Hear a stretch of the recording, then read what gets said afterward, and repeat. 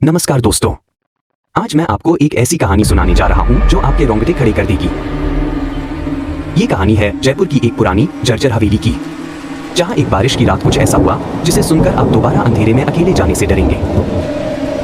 अंदर एक कोने में बैठी थी प्रिया, एक जवान लड़की जो अपने दादी के साथ कुछ हफ्तों से इस हवेली में रह रही थी। उस रात वो एक पुरानी कीड़े खाई शॉल में लिपटी हुई थी और उसके सामने एक टिमटिमाता हुआ दिया जल रहा था। उसकी लौ से अजीबोगरीब परछाइयां कमरे की दीवारों पर नाच रही थी। ऊपर के बंद कमरे से एक अजीब सी आवाज आई, एक गूंजती हुई दर्द भरी कराह। डर और जिज्ञासा के बीच फंसी प्रिया धीमे धीमे खड़ी हुई। उसने दिया उठाया जो अब और भी कमजोर लग रहा था और सीढ़ियों की तरफ बढ़ने लगी।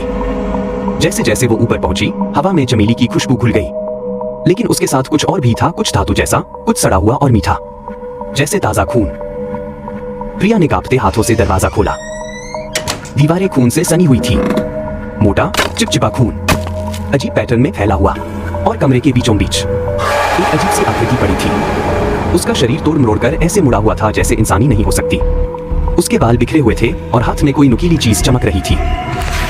वो आकृति अब रेंग कर प्रिया की तरफ बढ़ने लगी।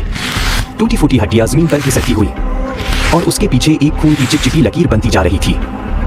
डर के मारे प्रिया पीछे हट गई और उसका दिया जमीन पर गिरकर बुझ गया। अंधेरे ने सब कुछ निगल लिया। फिर अचानक एक नुकीली हड्डियों जैसी उंगली ने उसकी टांग पकड़ ली। वो इतनी मजबूत थी जैसे लोहे की पकड़ हो। प्रिया चीखी जोर से, लेकिन बारिश की आवाजों ने उसकी चीख को निगल लिया।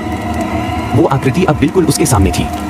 उसकी गर्म सड़ी हुई सांसें उसके चेहरे पर महसूस हो रही थी और फिर उसकी चीखें हवेली की दीवारों में गूंजने लगी। बस एक पल के लिए बिजली चमकी और उस चमक में उस राक्षसी चेहरे पर एक भयानक मुस्कान थी। बारिश गिरती रही, लेकिन उस हवेली में जो हुआ वो कभी नहीं धुल सका। अगर आपको ये कहानी डरावनी लगी हो तो वीडियो को लाइक और शेयर जरूर करें, और ऐसी ही और कहानियों के लिए सब्सक्राइब करना मत भूलिए। मैं फिर मिलूंगा एक और डरावनी रात में, एक और भूतिया कहानी के साथ। शुभ रात्रि। अगर सुनाओ